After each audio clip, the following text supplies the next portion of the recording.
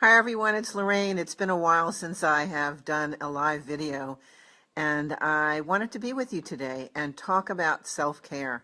What's been interesting for me has been this journey that I have been very focused on for the last about 6 months. And I've always talked about the importance of self-care, almost to the point of being a broken record about it. And what's interesting is that we can talk about things and it's not really the way that we're living our lives. So I took some time to see where I had some blind spots in my own life to start making some changes. And what I continually come back to are the messages that we've gotten about self-care. And there's so much negativity about putting everybody first, and if you take care of yourself, you're being selfish, and putting ourselves on the back burner. And more times than not, as lives become more complicated and busy, many people never get to that back burner where they actually are getting their own needs met. And so I've been a real advocate for encouraging people to take a moment and start to evaluate your life and see where you're putting your energy. Because we all have the same 24 hours in a day, and we're all being invited to make choices as to how we fill those 24 hours, whether they are soul nurturing, body nurturing, mentally nurturing, emotionally nurturing, or whether they're just a scattering of our energies in a lot of different directions that is primarily based on responsibilities, where we're pretty much left out of the equation. So that's my invitation to you today, is to take a moment, take a breath, and just sit in this space of how you are tending to yourself, how you're tending to your heart, how you're tending to your mind, how you're tending to your body and your spirit, and the ways in which you're nourishing yourself. Because in my mind, self-care is really about self-love. And here we are at this incredible year. It's a year of new beginnings, where we are again starting with this blank slate. In fact, every day is a blank slate where we can create something anew. And we get to decide what it is that we want to create at any given time. And when you're operating on empty, when you're depleted, when you're feeling overwhelmed and frustrated, what are you going to be really creating that's more aligned with what you're really wanting? Because remember, we're energy beings. We're creating in every single moment, either consciously or by default. So when you're coming from a strong, nourished space, your creativity opens, your excitement opens, your connection to your spirit and your heart is much clearer. And the way in which you approach every single day is and can be from more vitality and energy and strength and joy and love and abundance, as opposed to when you feel like you can barely get out of bed.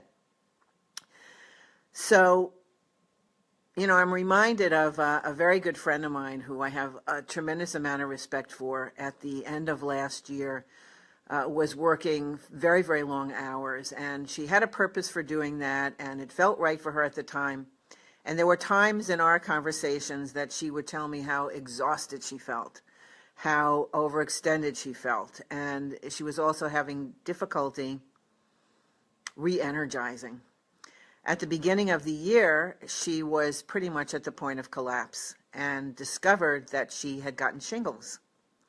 So what's my point in saying this? Yes, we can overextend, but also it's so easy for us, if we've gotten into the habit of ignoring our body signals, our mental signals, when our voices inside are saying, stop, listen, you need to make a course correction. You need to let some things go. You need to do some things differently. You can't keep up at this pace. You need to get some help. And we can get into the habit of just ignoring and overriding them and powering through, because there's something very empowering about, being able to move through that experience that feels intense, and to see yourself on the other side and feel magical and feel powerful. And then there's this downside of at what cost? So it's this beautiful balance between this ebb and flow of knowing when you need to step back, when you do need to kind of power through. And one of the ways that we're able to get that sense of it is from our internal connection that guides us through these periods, because your inner guidance knows this terrain better than your mind does, to help you traverse some of these places that feel big, intense, life-changing. So this connection inside becomes even more important to tend to. You're a four-body system, so to speak. You have a mental body, an emotional body, a physical and a spiritual body. And all parts of ourselves, when we're in balance, that's where you see the real magic. That's where you see life in this space of flow where it doesn't feel like it has to be so hard. You know, one of the things that I have been really experimenting with and exploring, and I have over the years, it's not the first time that I've done this, I found myself in taking this step back with my own self-care, that I was playing a little bit more deeply and a little bit differently. And I, like you, have heard these statements of you have to work hard in order to have what you want, and it's so easy for many people who are workaholics to continue to work these very long hours or to have these very long days. And I started really looking at that and feeling, I don't believe that that's true. I think that there is a natural way that we can flow with the universe, that we can flow with the energy of our own being that has a real grace to it. And I can tell you from my own experience, I have seen more of that happening as I've played with that intentionally. So I'm curious as to what's resonating with you and, you know, what I'm sharing right now. So if you have any comments, I'm always checking to see if anybody has a question or anything that you want to say. So how do we begin to nurture all of these aspects of ourselves? So mentally, I talk a lot about watching the power of your words. This past Saturday, I posted to really pay attention to the energy that you're giving the words that you're thinking, that you're expressing, like battling with and fighting with, or it has to be a struggle, and, you know, this is suffering, and everything has to be hard. And what are we creating in those moments? What are we communicating with the universe that is lining up to meet us there? And what are our expectations when we're thinking and feeling and speaking these words? That is it any wonder that life becomes more difficult? So an invitation here from a self-care point of view is to ask yourself, what is really the truth that I want to be living right now that is tending to my needs? And it can include messages about life can be easy, and I can experience joy in my life, or even paying attention to, during the course of your day, what is it that brings you the most joy? What feeds and nourishes you mentally? What is it that you love to do? I love movies, and so mentally I get nourished by movies that get me to think, that really entertain me. And of course, I have my favorites, as I'm sure you do. And also, one of the ways that I nourish myself mentally is by giving myself the time and space to stop thinking, because, you know, in that space of quiet, it's amazing how much re-energizing can happen when you're not putting a lot of energy into mental thinking over and over and over and over and over again. I bet you know what I'm talking about. And the emotional nourishing. I invited people on Facebook a couple of days ago to take 24 hours of letting go of all negativity, all negative thoughts, all complaining, and see how your life changes. To go on a complain-free diet, if you will. And the more that we engage in looking at what's going right in the world as opposed to the things that are not going right in our world, or the things that we don't like, or engaging in conversations that are really emotionally depleting rather than heart nourishing. These are the choices that we can make every single day in where we want to give energy to. And of course, physically.